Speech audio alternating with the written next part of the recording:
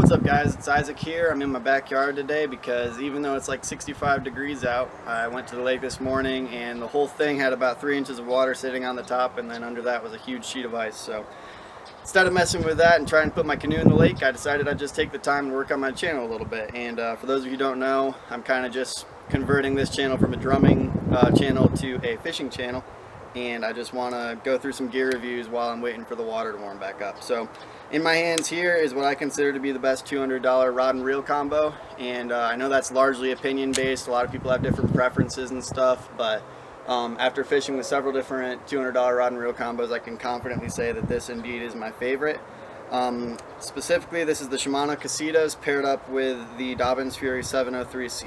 So first I'm going to talk a little bit about the rod, and then I'll get into the review of the reel. So the rod is a 7-foot one piece, obviously.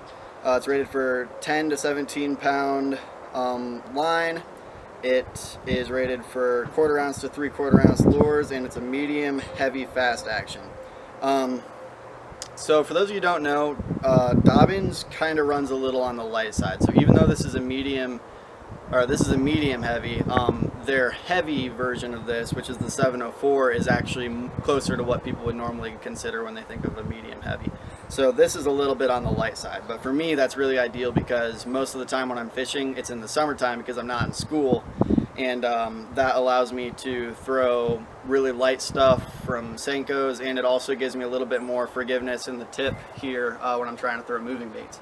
So as you can see, I'll kind of show you, that's how it bends. Pretty good.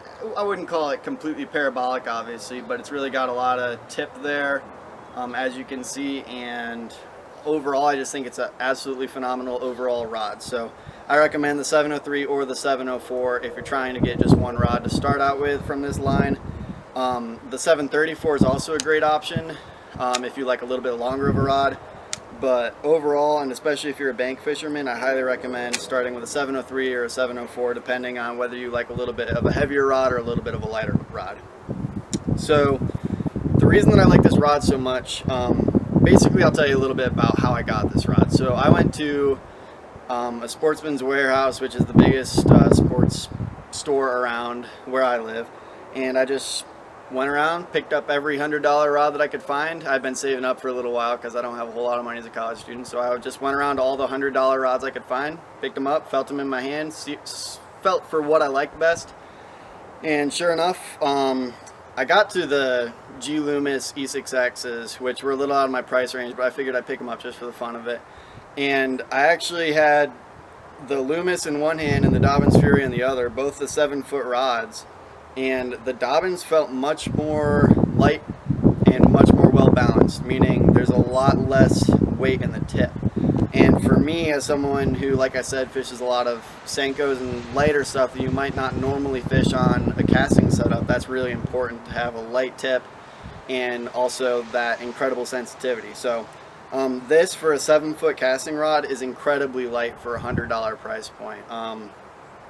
It's pretty incredible, and really you got to go to the store and do what I did and pick them up and see what feels best in your hand. So don't just take my word for it, go out there and pick them up. Alright, so secondly, we got the reel, and this is the Shimano Casitas. I did a video talking a little bit about which Shimano reel I would recommend for someone who's getting their first one, and this actually won them. So this reel comes in right at $100, and it casts unbelievably well. So it's got the SVS braking system, which means it's got the external dial. I don't know if you can see it very well. It's got the external dials, and it's got the newer brakes, which are white. Sorry if I can open this up for you real quick. It's got the white brakes versus the red brakes, which are a little bit older. I've got 2 brakes on right now. Sorry, I've only 1 brake on right now, which is perfect for the swim jig that I've got tied on.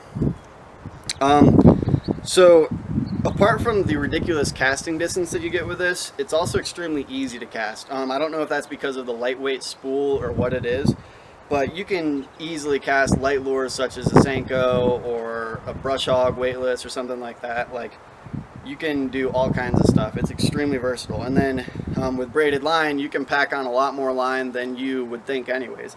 And I like fishing braid to leader on pretty much everything. So even for crankbaits and stuff, you still got plenty of line capacity there. For those of you who have never fished with a Shimano reel, it's kind of hard to explain, but there's something about Shimano and the way that it fits in your hand. I don't know if it's just the way it's shaped, but it feels very good. And it's also, it kind of gives you that rod to reel connection. So when you feel it in your hand, you can feel all the tiny little ticks and taps on the end of your, on your line when you're fishing with it. And the sensitivity that you get with this $200 setup is pretty hard to match. I don't think there is another $200 setup that matches it. So yeah, for me, best $200 rod and reel combo you've got.